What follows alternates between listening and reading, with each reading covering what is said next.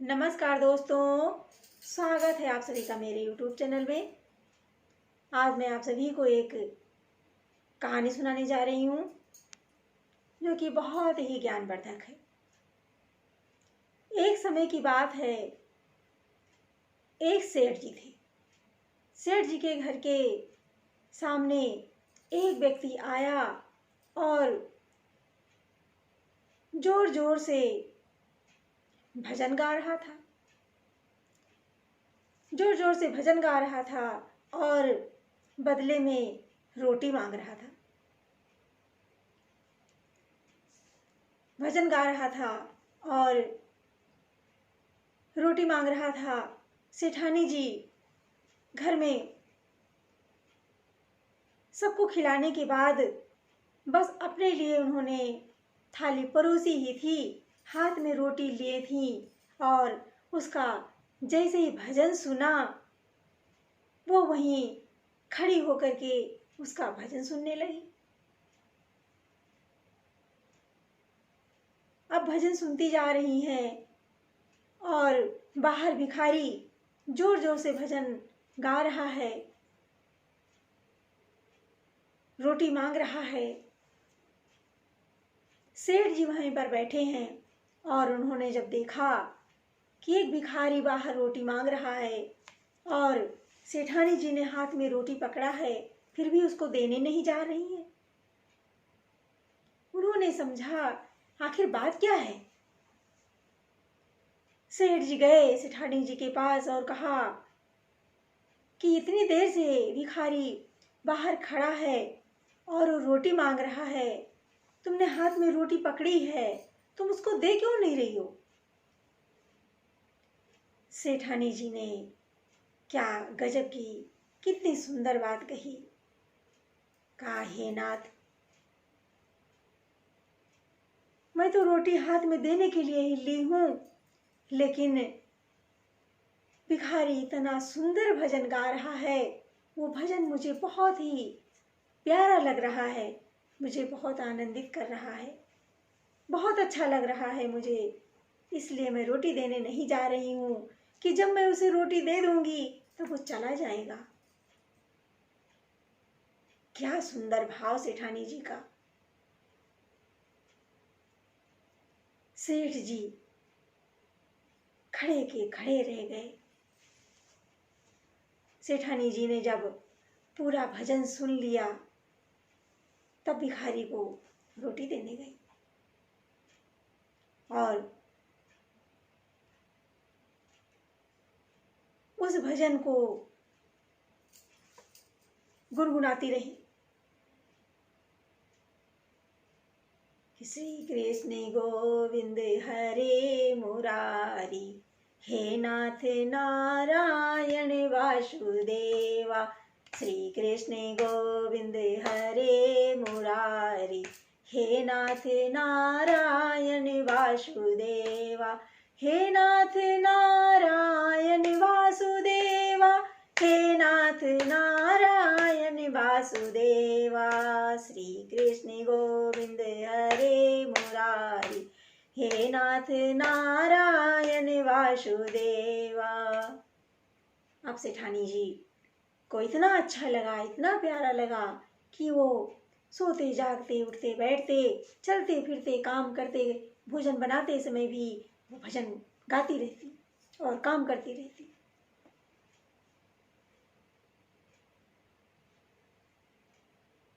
तो यही कहा गया है कि यदि प्रार्थना के बाद भी भगवान आपकी नहीं सुन रहे हैं तो ये समझ लीजिए कि सेठानी जी की तरह आपको उनके भजन, आपको उनकी प्रार्थना प्यारी लग रही है, अच्छी लग रही है, जिसे सेठानी जी को अच्छी लग रही थी। वो बार बार प्रार्थना कर रहा था भिखारी, लेकिन सेठानी जी चुपचाप से सुन रही थी। इसी तरह से हमारे ठाकुर जी भी, हमारे भगवान भी हमारी प्रार्थना को सुन रहे होते हैं जब हम सच्चे मन से उनकी प्रार्थना करते हैं। हमें दिखता नहीं है, लेकिन हमारे प्रभु हमारी हर प्रार्थना को देखते हैं, सुनते हैं। तो हमेशा हमें इंतजार करते रहना चाहिए, निराश नहीं होना चाहिए कभी। नहीं हारनी चाहिए। विश्वास करो और इंतजार करो, प्रार्थना करते रहो, क्योंकि प्रार्थना हमारे जीवन के लिए, हमारे लिए सर्वोत्तम होती है। कहते हैं जीवन में कैसा भी कष्ट आए, कैसा भी दुख आए, संकट आए, परेशानियां आए, हमें हिम्मत नहीं हारना चाहिए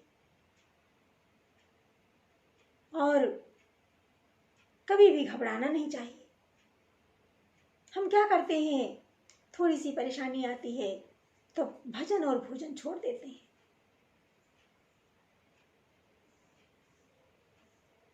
क्या हमें बीमारी आती है तो हम सांस लेना छोड़ देते हैं क्या? नहीं छोड़ते। और कोई कष्ट आता है तो क्या हम भोजन करना छोड़ देते हैं? नहीं छोड़ते। तो हमारे जीवन में भोजन और भजन दोनों ही बहुत इम्पॉर्टेंट हैं, बहुत ही महत्वपूर्ण है। जरा सी तकलीफ आने पर हम भजन और भोजन छोड़ देते हैं और कोई भी तकलीफ आ जाती है तो भक्ति को एकदम भुला देते हैं।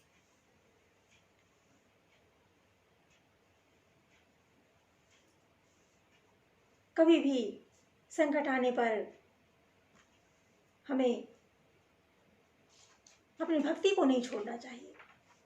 हर समय हमें ईश्वर की याद बनाए रखना चाहिए, क्योंकि हमारे सुख दुख में हर समय एक ईश्वर ही ऐसा है जो हमारी हर समय रक्षा करता है, हमारी मदद करता है। तो दो चीज जीवन में कभी भी छोड़ना नहीं चाहिए, भोजन और भजन।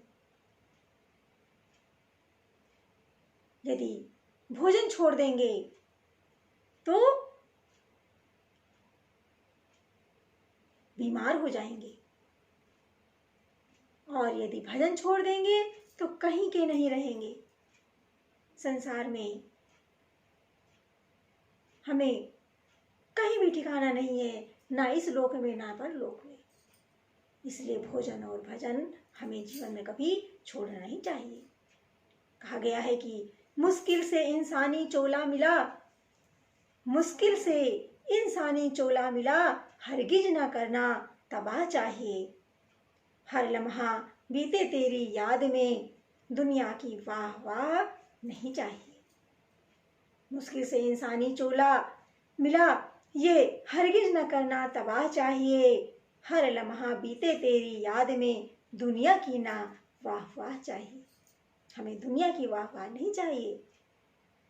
जो दुनिया की वाह वाह में चाहते हैं उन्हें प्रभु का प्यार नहीं मिलता, ईश्वर का अनुराग नहीं मिलता, परमात्मा की प्राप्ति नहीं हो पाती। प्रभु से हमें बस इतना ही प्रार्थना करनी चाहिए कि हमें चरण शरण में ही रखना। हम दीनहीन यति पाते की जन, और रहे सेवा भजन में लीन सदा, रहे सेवा भजन में लीन सदा। मेरा तन और मन, कि हमारा तन मन धन जो कुछ भी है वो प्रभु के पास प्रभु के को समर्पित रहे,